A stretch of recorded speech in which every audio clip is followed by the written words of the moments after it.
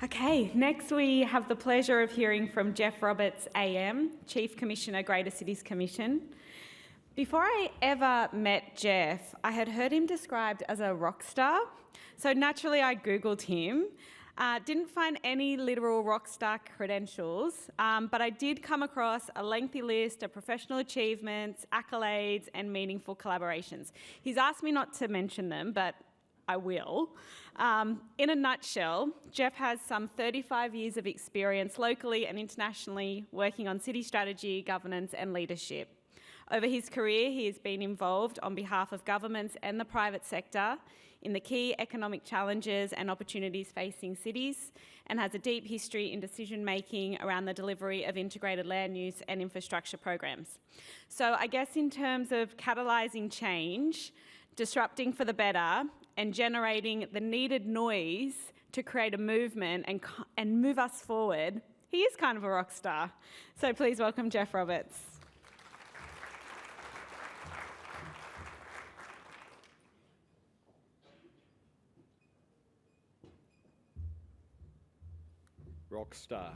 Rock star, welcome. Thank you everybody for being here. Can I begin by acknowledging the traditional owners of the land that we meet today, the Darug people, but can I also mention that at the Commission, and I'm going to talk about this in a minute, we are going through another metropolitan planning phase in the next 12 months, and one of our key directions in that metropolitan planning next time is to really put First Nations people at the heart of strategic planning in the Sydney region and what I'll now describe as the 6 cities region. I think we've got to do much more than acknowledge country at the beginning of meetings and think we've kind of done our job. So we plan to learn from, to understand the nations that make up the 6 cities and to really, in fact, join with the federal government and its intentions around the whole voice process to make sure that we help in this way, in a very meaningful way. I want to really talk about 3 things today around metropolitan planning and around strategic planning, and that is the 2023 plan that we are currently working on. That is to reflect on Boomtown and why we've had more success in the last decade than perhaps we've had for the previous 5 or 6 decades. And then to finish by saying, I think Boomtown's outdated. I think there's a bigger story for Western Sydney, and we're going to be talking about that bigger story in our planning next year. And to give you a hint, Boomtown and Western Sydney and the 3 cities plan really was at core a deficit plan. It really was. It's about time Western Sydney got its fair share. And if you think about the language that most of us, including me, have used in the last 4 or 5 years to define Western Sydney and the various Boomtown-esque activities that flow from that, it's a not fair logic. I reckon if you start thinking about Newcastle in the north, Wollongong in the south and the Central Coast in the middle, and start to think about a national economic corridor that really starts to link ports, airports, people, First Nations, with Western Sydney I wasn't that good at maths, but at the crucible, at the critical point of that triangle, I reckon that's the future. I don't think Western Sydney is or should be defined by being the counterbalance only to Eastern Sydney. I think it's much, much, much more important and much better than that. So let me come back to the story. Metropolitan planning and strategic planning is really important.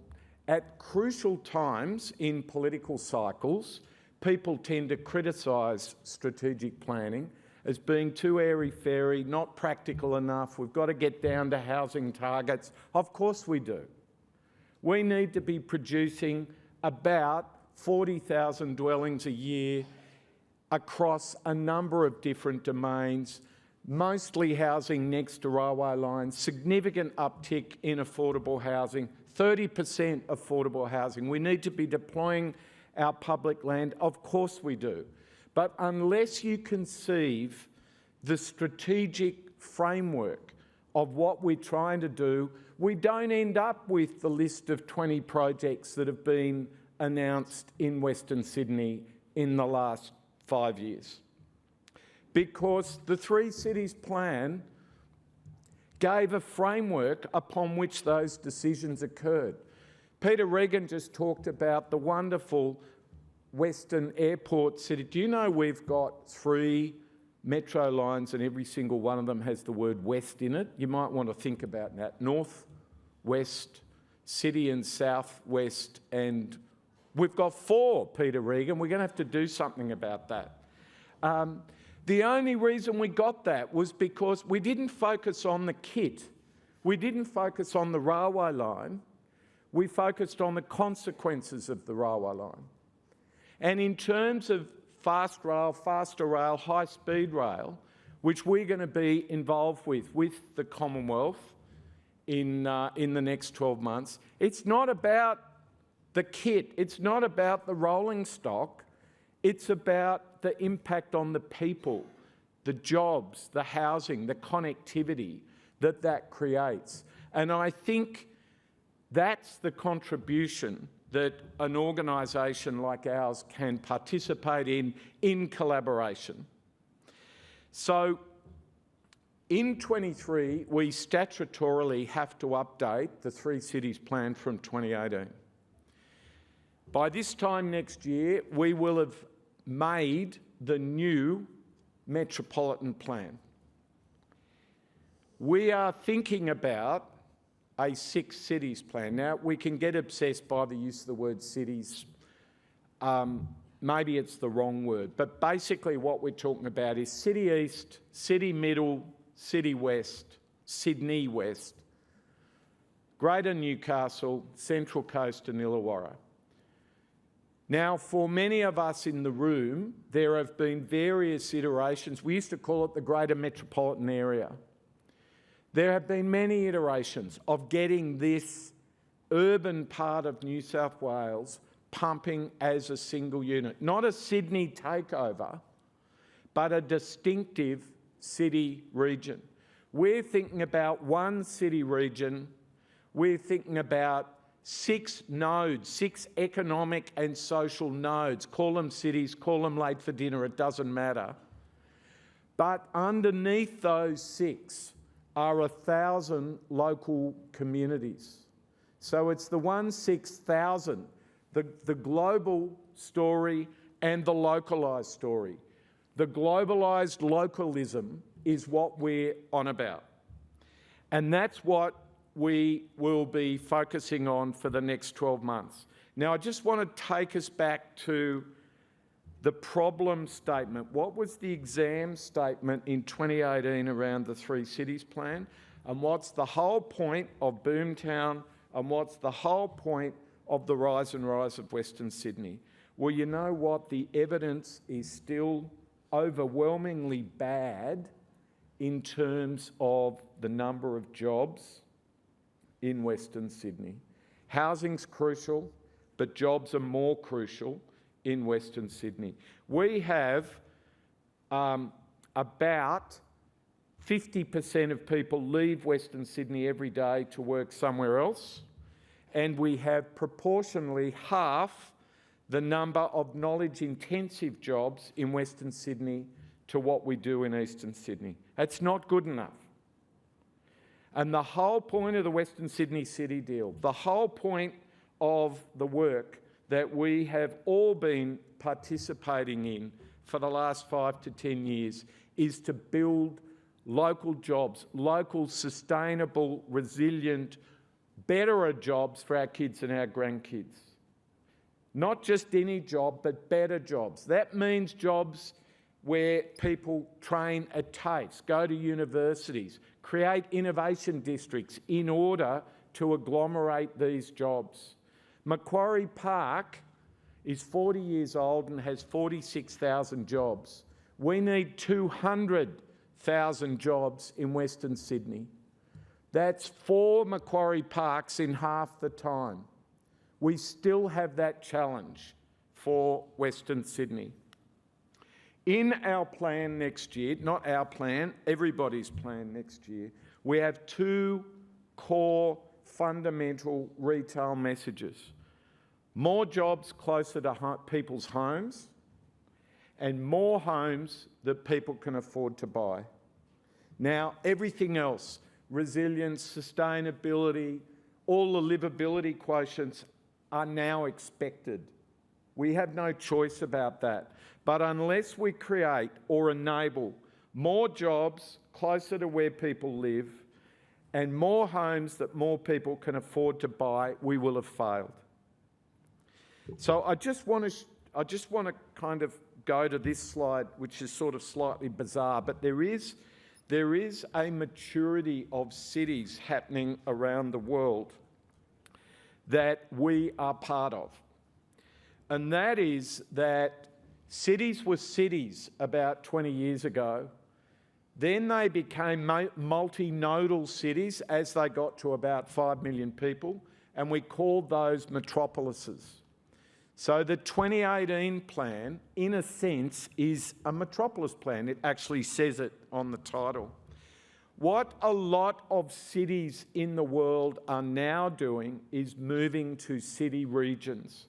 And that is because of the cost of congestion and the cost of producing infrastructure that has 30-minute cities. We're even wondering whether the 30-minute city concept is still relevant to everybody. Maybe we are now talking about the 180-minute week where people do long commutes 2 or 3 days a week, rather than squashing everybody into a 5-day-a-week, let's get on one of Peter Egan's trains between 7:30 and 8:30 in the morning and do that 5 days a week. The evidence we have is that more people are now happier to live further away from work. The hybridisation of work is nigh, and therefore we are moving, because of congestion and affordability, more to city regions. And we give examples there of the New York-Boston conurbation, the Hong Kong-Guangdong conurbation. Probably one of the best examples for us is the Randstad in the Netherlands. There are 4 cities that make up the Randstad. Each city has quite a distinctive personality. And then, of course, we have the Seattle, Vancouver, and the work that the Canadians are doing in Toronto. So it's very important that we are not isolated from what else is happening in cities and city regions around the world. Look, booming Boomtown, we've had half a day of people speaking about booming Boomtown. I don't think there's a city region in Australia at the moment that's got more capital being spent in a single decade than what we have in Western Sydney at the moment. But we've only just started. The famous urbanist Jane Jacobs said it takes 100 years to build a great city. In the case of Canberra, I won't finish that sentence. We're an adolescent in Western Sydney. We're very entrepreneurial, but we're an adolescent. We've still got a long way to go. But I think we can be much more important than simply defining Western Sydney as a why can't we have what Eastern Sydney has got. And so this is where this idea of this, call it from Boomtown to the Boomerang Corridor if you want a headline, maybe we call it the National Economic Triangle. And this really will underpin the economic significance of the nation. I think we've got to lift ourselves out of our localness here to think about what role we're going to play in the national and international economic discourse, but at the same time retaining all of our localness. So one of the problems of Western Sydney is it's not next to water. One of the benefits of the Sydney region, the Six Cities region, is we have 3 deep water ports. We can't find a city region in the world that has 3 deep water ports. Now, without getting into controversy here, and this is public information, I think the federal government are going to make a decision about an East Coast submarines base at some stage. 2 of the 3 options for that are within our 3 ports. We've got major opportunities for exporting hydrogen as a replacement to coal over the next 20 years. Why wouldn't Western Sydney want a bit of this? Why wouldn't we want to be enhancing our rail freight connectivity north and south? Western Sydney now is the main gateway to the Illawarra, not the F6. By thinking about ports, we've also got the biggest inland port in the Six Cities region in Western Sydney. Why aren't we thinking about connectivity as a triangle, north and south? The east-west connectivity is still crucial. Obviously, it's still crucial. But we haven't even mentioned today or last night Newcastle and the Illawarra. Yet they are places where significant populations will be, addressable markets will be, classy universities will be, and there are now 3 about to be international passenger airports and freight airports in the Six Cities region. There's actually 11 airports, just to be completely ridiculous about the number of airports we have in the 6 cities. But 3 of them are international passenger airports: Newcastle, Nancy Bird Walton and Kingsford Smith. It's about time we started thinking about them in a system collaborative way, as Sir David mentioned earlier. So supply chains, the ability for Western Sydney to be the genuine capital of modern manufacturing in Australia demands that we're thinking north and south as well as east and west. Now, high-speed rail, we've had esteemed people here earlier talking about high-speed rail. For us, by the way, Western Sydney Airport was announced 13 times before it started construction. 13 times. It took 40 years. High-speed rail, fast rail, even slower rail, whatever you want to call it, has currently been announced 11 times. For those cynics in the room, I ask you to think about the 12th and 13th time before I think, will actually start this damn thing. But as I said earlier, it's not about the railway line. The railway line is the facilitator of human beings' enterprise and change. And so I look forward to working with the federal government on the Gosford to the Central River City alignment. We've got to make these alignments relevant to human beings as well as being engineeringly efficient. Otherwise, we'll end up with bad decisions. And I look forward to the Newcastle to Gosford link. Look, just to finish, the federal government actually has a pretty damn impressive array of cities policies right now.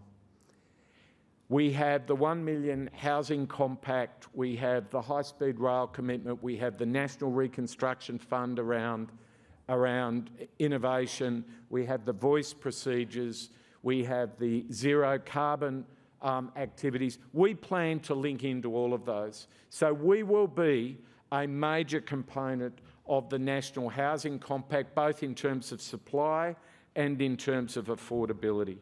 So look, in summary, don't define Western Sydney as being a counterbalance to Eastern Sydney. That's convenient for, in my view, another 5 to 10 years.